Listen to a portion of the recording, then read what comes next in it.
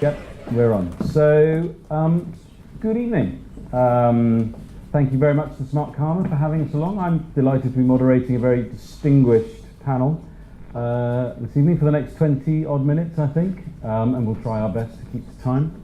I think, as I was discussing with John, what this panel's focusing on, I think really one area of interest, if you look at some of the stats, Credit Suisse estimates spending has gone from $215 billion in 2000 on subscriptions and subscription-like products and services to $420 billion in 2015, and it is accelerating fast. So I think that one of the themes that we want to discuss here is do we purchase anything anymore, and if so, is that just a temporary situation? Is built-in obsolescence just another form of subscription? And so we're thinking about Netflix versus Blockbuster, iTunes versus Spotify, and even rent over buy in property.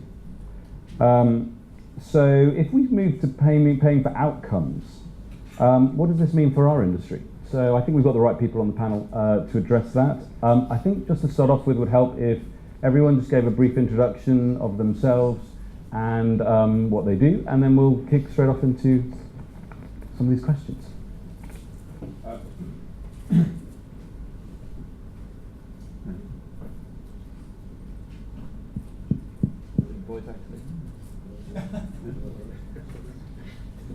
I think mine. Why don't you start? Yeah. Hi, I'm Daren. I'm a consultant at Smartkarma in the UK. I spent most of my career in Asian equities, 20 years in Asia, and before that in London, both as broker and hedge fund manager in Singapore. And I moved back to the UK last year in May and reinvented myself and working with Smartkarma to market independent research. Very good. Hello, I'm Nicholas Mather. I'm Chief Executive of TS Lombard, which is merger last year of Trusted Sources and Lombard Street Research. So we're a macro strategy shop and with a history of 28 years. And my own background was I was in banking way back, and I worked quite a lot in emerging markets. I lived in Russia in the 90s. I even lived in Japan further longer ago than that. And very interested in the topic tonight.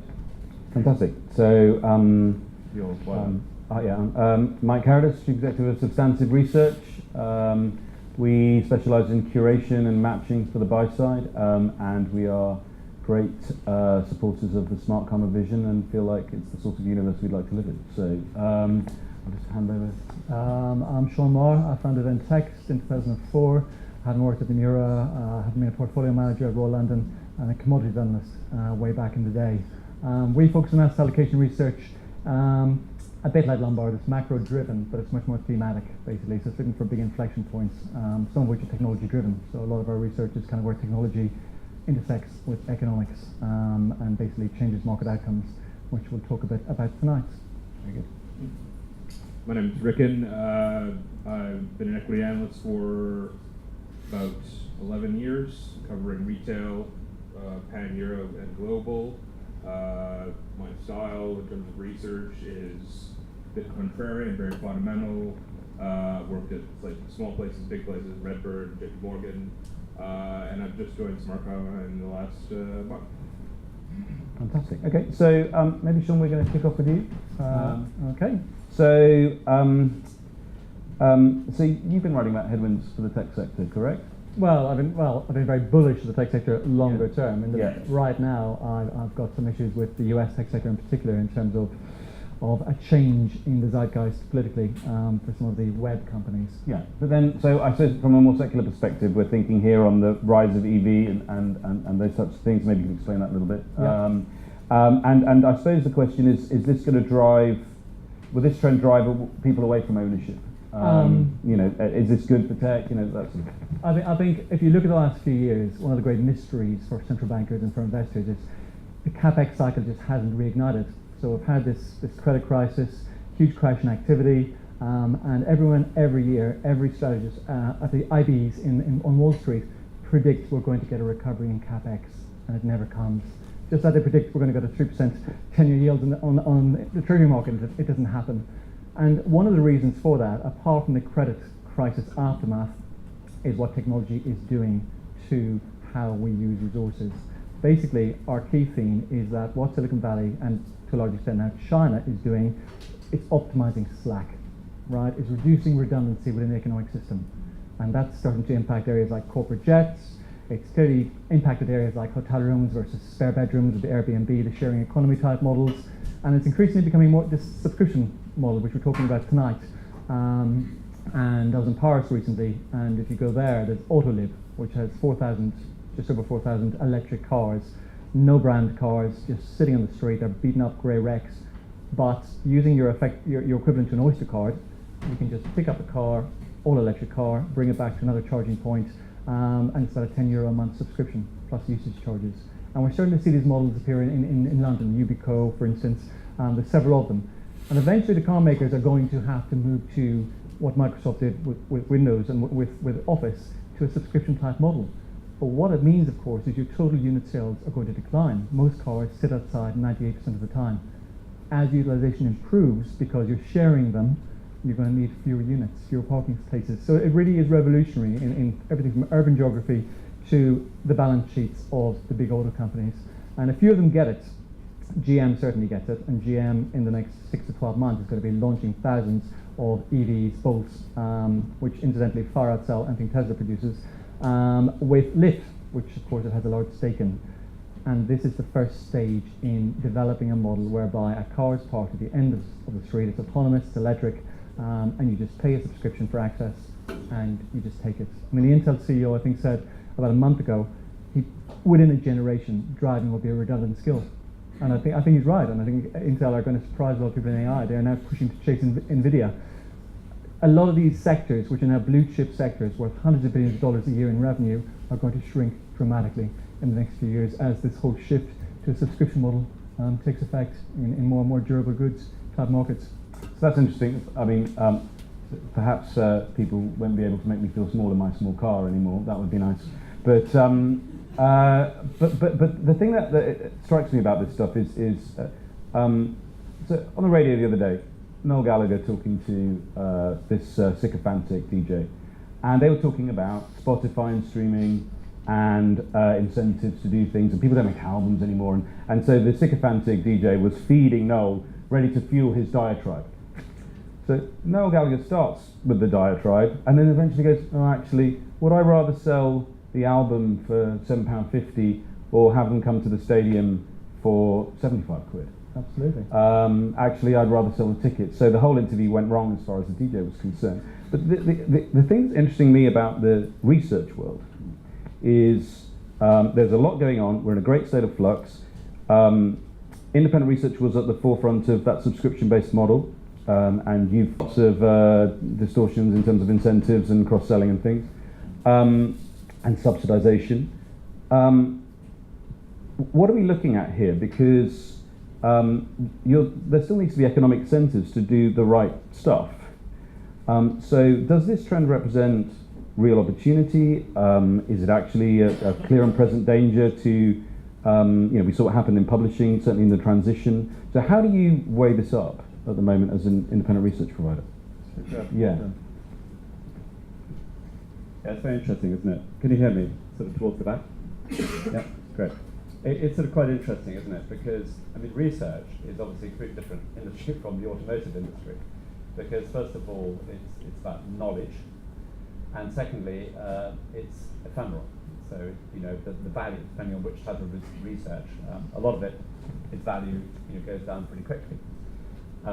Obviously, if you define research more broadly as the relationship with an analyst or a group of analysts, then yes, you can look at it differently. Yes. Because hopefully that analyst is going up in value up to a point in their career at least. But anyway, it's not hardware, that's for sure. So I think that we have to look at research and subscription in a totally different way. Effectively, research was being paid for, sort of, through trading, right? It's just that way too much was being paid for stuff that wasn't actually needed. So it was a totally distorted marketplace, basically. And now we're heading for a price marketplace, which is great, and all sorts of creative destruction and also all sorts of very creative new ideas like this one are coming to the fore. But I think that the challenge within research is that the habits of fund managers and all sorts of people, probably all of us, are pretty hardwired. Yeah. We've always done things a certain way, we've always thought about things in a certain way. For example, it's actually counterintuitive, I would say, for any fund manager north of 30, probably, to go looking for research, right? There will always be exceptions, particularly the buy-side analysts. But mostly they haven't had to because the analysts have come to them, right? Yeah. So they're used to research being sold to them. That has to change over time, and as the millennials get older, it will change clearly, and a platform like Smartkarma is going to would a finance director help? I mean, on a buy-side finance director, these guys that are going P&L, just say, sorry, this is a big number here, and the person goes, well, I've read the same 5 guys for 10 years, I know who I need to read. Maybe that doesn't cut the mustard with a CFO. I mean, does the change in economics with a lot of these big firms going P&L, do you see that as a positive thing or a negative thing for independents? Well, okay, so here's my stab at the numbers. So until Friday or Thursday, I was assuming that the value of the global investment research industry was $15 billion. But that includes an awful lot of sort of services, US services around advisory services like corporate access and that sort of stuff, because a lot of the US industry, as I understand it, is not unbundled. Yeah, right? Completely. Yeah. So, but when I read the UBS report, and there was some stuff in that which I didn't necessarily agree with, the most interesting conclusion, by the way, was that the investment bank research industry would not shrink very much. Yeah, go figure. Yeah. Load of talk. Or not in a hurry, anyway. Yeah. But when I read that, I assumed they do know the size of the global investment research industry, and they said, well, it's basically about 10 billion. So that sounds about right. So if that industry, I think pretty likely, is going to halve pretty quickly within 2 years to $5 billion. But that's the bad news in a way. But the good news, there's 2 pieces of good news. The first piece of good news is that all of that $5 billion wasn't needed in the first place, and almost all of it is investment bank research, 99.9%. And the second thing is that in so doing, we create a price market for research. Yeah. It's very interesting in terms of this, this habit forming.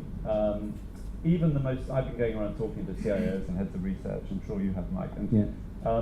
And even the most dyed-in-the-wool, fund manager who said, well, look, this is really such a hassle. It worked perfectly well before. At the end of the conversation, he had to admit, but you know what? Actually, there's one thing to be said for MiFID. It is making us think about what research really drives alpha. Yeah, absolutely. So this is we're tying together 2 subscription models here, and I know there's a big difference between renting cars and renting research, but I think that the world is moving and will continue to move much more to subscription. Obviously there's Lombard, there's been Moody's and S&P for quite a while, and Fitch and merger markets, now Accurus all over the all over the tube, etc. So it's not new, and I think that the question will be, and maybe we come on to this later, is what part of your budget as a CFO will you put into the regular services, and I'm ready to pay a flat fee for that bracket, versus, well, actually, do I want to keep some of my budget back for bespoke work or for stuff that I can't anticipate in advance? Yeah, we're seeing quite a lot of that. We're seeing quite a lot of that. People actually are almost prepared to pay more than the year subscription would be to have help at that time for a finite period. I think that's quite a challenge when you don't have the infrastructure for that, and people aren't confident about the economics of it. But a renewal rate is a lovely thing. But maybe let's widen this out a little bit. And so, Rickin, you're long short, if I'm correct, as an analyst. I'm informed you're a Starmine top picker. Let's think about this trend more widely and how it affects your work. I mean, if you're looking at your picks, Is this a theme that's informing, what you're recommending and what you're not recommending, and who's winning and who's losing, and those types of things? Or? Yeah. Sure. Sorry. Yeah, I mean, I would say there are two things that kind of have developed as a result of the subscription model. The one thing I'm seeing, or one thing is developing, is how the cash flow has changed. The second thing is where the liability goes. So in the first instance, how the cash flow changed. With the subscription model, with Amazon, for example, their margins are very, very low, but they generate an absolute ton of working capital through their Prime memberships. And that accrued income means that really they can kind of sustain their margins a bit lower than perhaps would be traditionally considered. I mean, there are other issues with other parts that you've got to get from Amazon Web Services, India losses, whatever. But that dynamic, in terms of subscription, in terms of accrued income, can be actually quite valuable, and can kind of change how you price your groceries or whatever you sell online. I'd say the second thing is how the liability changes. And to your point about cars, what we're seeing is the real panic in the insurance market, and specifically the car insurance market. As cars become more autonomous, who takes on that liability? And you see this with strategy teams across insurance companies in the UK, and abroad. Is if the consumer doesn't own the car, who takes on that premium? And as a result of that, will we see margin pressure in things like a company like Admiral or car insurance makers across the globe? With Admiral, for example, has had 25 years of profit growth uninterrupted, and at a time where their combined ratios are increasing. So I think the two things that I'm seeing from the subscription model, one is how the cash flows have changed, and one, you can potentially sustain yourself with a lower price point, and two is where the liability is going to go if you have self-driving cars. I think those are the two things that kind of start to pop up. Yeah. So I mean, you're starting to see very different situations arising. I mean, so you're seeing these disruptions, right? And I think it's interesting to see the expression of research into this market and looking at this trend, and then the worries about research itself. And I think one of the things that those situations feels very straightforward, in a sense that if there's a car at the end of the road that I can jump in that takes me where I need to go, I can buy into the utility of that, and there's not an opacity to finding that utility. Whereas I think in the research market, because the buy side hasn't been curious or rigorous in questioning its familiarity bias, if we could call it that, then yeah, that's good. So how does this play out? So you were ex-hedge fund, so you were consuming work at some point. Now you're Smartkarma in the UK. So how does this play out? Because there's a number of threats here. There could be, one of the things that I worry about is a lack of true curiosity to ensure that quality wins out as this transition goes through, and that there's a distortion, all these pricing distortions are going on, people are discounting. So we've got so many trends going on. So you're here now with Smartkarma. How are you seeing this tech and MiFID II interacting, and how does it play out from your perspective? Well, I think everyone just wants to get this year over and done with. Yeah. And that's it. So we can focus on what really we want to do, and that's the best in the class in our businesses. Is this right? Yeah. Okay. So my sense is that in the very short term there's been a buyer's strike because of uncertainty over regulation, and then your competitors, what are they going to do? And that uncertainty is now pretty much over, and so people are going to make time decisions now for research, which is great. Yep. And we can, so everyone's got to be compliant, so fine, we value research, we monitor our consumption, we time our trials, and we pay after a month, after our 3-month maximum. So we do that. So that's kind of like the basic level. We all have to do that.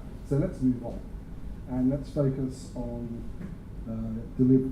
For example, on the buy side, getting better quality inputs to our investment process at a lower cost, and getting some economic efficiencies out of our industry, because we've just been lumped with an awful lot of more costs and bureaucracy. And there must be some good to MiFID, and so let's try and make the most of it. And whatever happens, financial centres have to are that because they're dynamic, and if they stop being dynamic, it's a problem. What's just happened is that the barriers to entry have risen because the costs have risen. And that usually leads to a less dynamic marketplace. And what I would see from a research perspective is that in a biased way, Smartkarma is re-simplifying the industry and providing people with a value proposition to get a little bit more than a taste of some really high quality research providers and enable people to discover those, which will improve the quality of their input, hopefully, and at a low cost. But then on top of that, then you can buy premium services at the right price, which will enable research providers to monetize. So I think that's kind of quite exciting. But I really see that what we want to do is get back to what we do and get the economics out, because it is a changed environment. The costs are higher, and a lot of people have been cutting back. And if you're a fund manager and you've been cutting back on your inputs, then maybe your performance is not going to be so good. And if you're sitting in the States and maybe you're not captured by MiFID, then you've got an advantage. So a lot of people have got some real competitive issues. People have got to go out and deliver next year. And so I think part of that is making sure you've got access to what you need. But also it's about the push and pull. And we've heard about cease and desist and the push of brokers phoning you up, trying to get your business, your attention, and chuck a whole load of research to email at you, most of which is not consumed.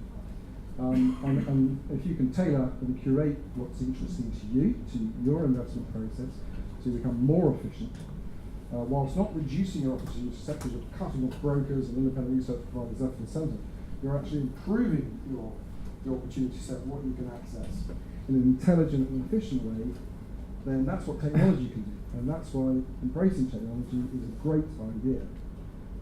But it's not just being a technology buff. It's about the substance of that content.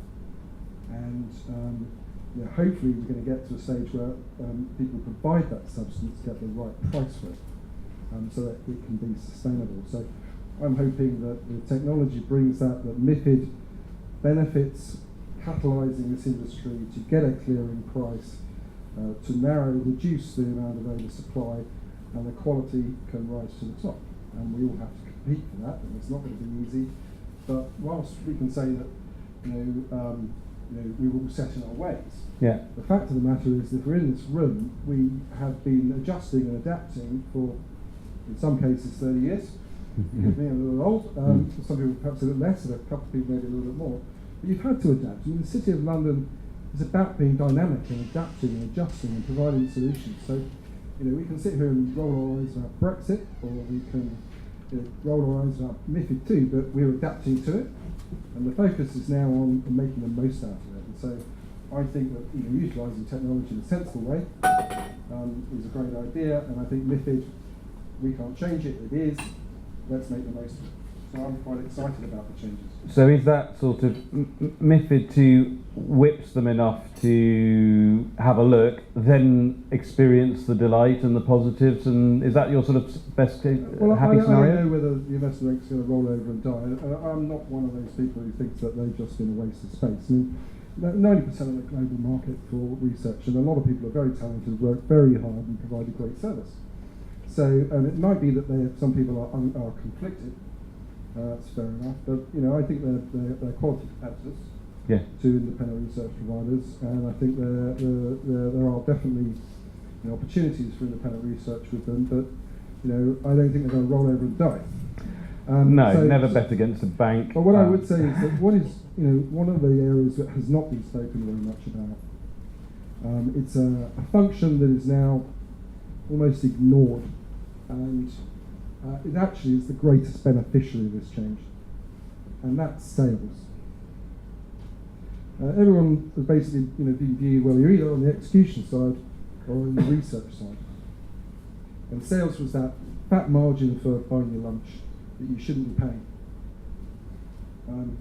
Well, you had to work for an investment bank before because you were paid by equity transactions or other security transactions for that research. And that had a risk, and therefore the regulator said you had to have capital to back it.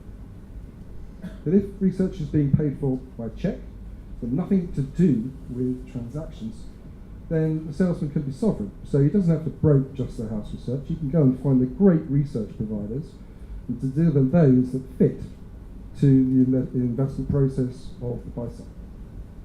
So with Smartkarma, you have a broad array from lots of different areas that may not suit everyone, but there's enough of an opportunity set to fit a number of people, and so they can get they can pull the most interesting things, and that can help people in an environment where, frankly, with data privacy, things get even harder. If you're ceasing and desisting, you can't just go and send your work to people. So I think something like a Smartkarma and perhaps other platforms are going to be a great place to maintain a presence for institutions to discover people in an efficient way, because they don't want another 100 counterparties. They're trying to cut costs. But if their counterparty can be a platform, and you can discover people, and then if you want to work closer with them and pay for higher premium services, then that's your choice as a customer, then that's great. Yeah, I mean, I'm now finally hearing it from the buy side as opposed to the sell side going, if I get cut off, how do I ever get back onto someone's list in this new world? The PM's going, if we cut some of these people off, how are they ever going to get back on my list? Like, I know they're quite good, but so I completely think you're absolutely right. This infrastructure. So I think the salesman is sovereign. Yeah. And it doesn't have to be, but it can be. Yeah. And but I think that there are lots of different models here, and we're not just talking about Smartkarma. I think there's an efficiency, and I think Smartkarma is actually lowering the barriers to entry, and almost everything else in the industry is raising the barriers to entry. So the small new funds coming in, which appreciate, it's not most of the people here, but it enables that vibrancy which you need to come through, and I think that's a very positive force. So, John, have we got time for a couple of questions? We all right to ask? Okay, are there any questions from the floor? Anyone got anything they'd like to? Yeah, absolutely, yeah. Is the panel surprised at the number of fund managers that are absorbing custom research?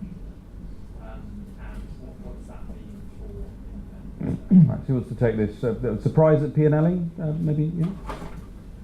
No, I'm not. Although I think it could have gone the other way, or it could have taken longer to happen.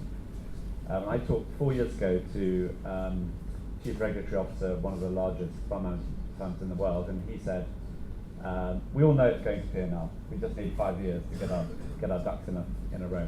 We know that it's impossible to explain to clients, all the complexity around research and payment accounts and all the rest of it. But we need time to get there."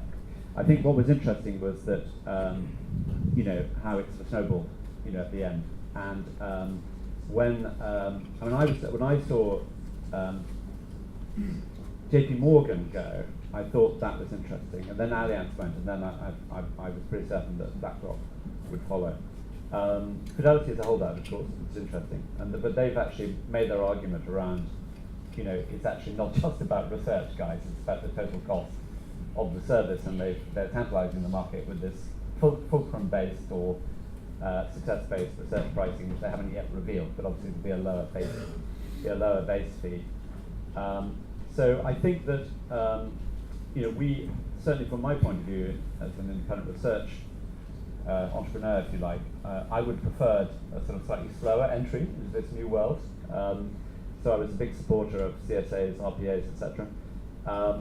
But it's going to happen faster. So actually, if you're good at what you do, and you've got a little bit of a balance sheet, then it's going to be like a bucking bronco ride, but it'll be over it'll be over faster as well. Yeah. You know, the So rise is will it? be over. So there's some market share. It's yes, the overall size is going down, but there's some real market share fluctuations that are going to happen. Yeah, no, absolutely. And I was very interested, Dan, by your comment about it's the futures for the salesman, because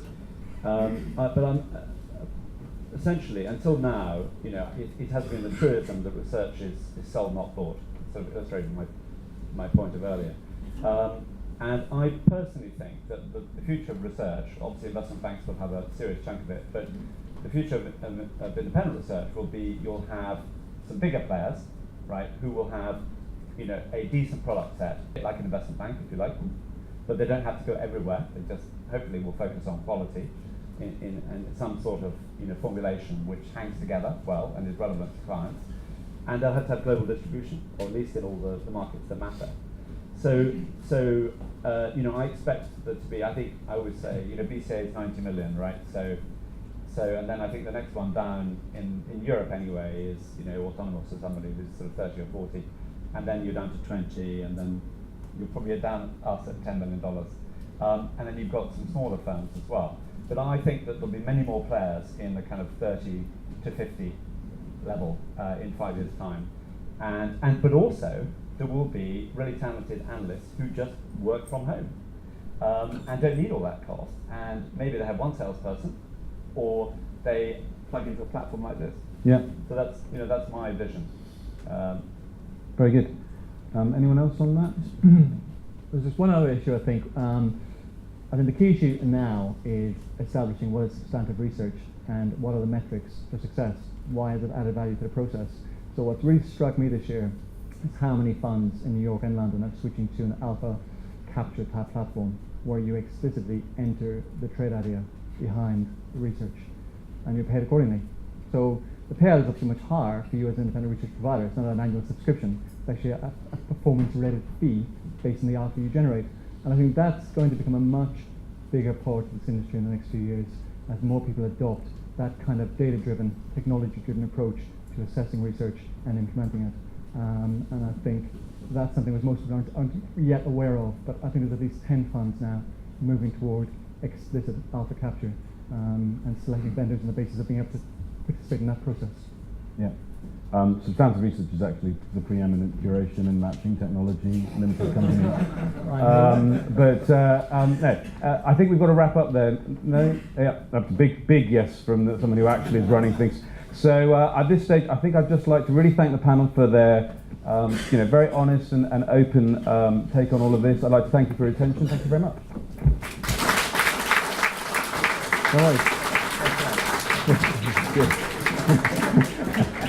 I couldn't resist.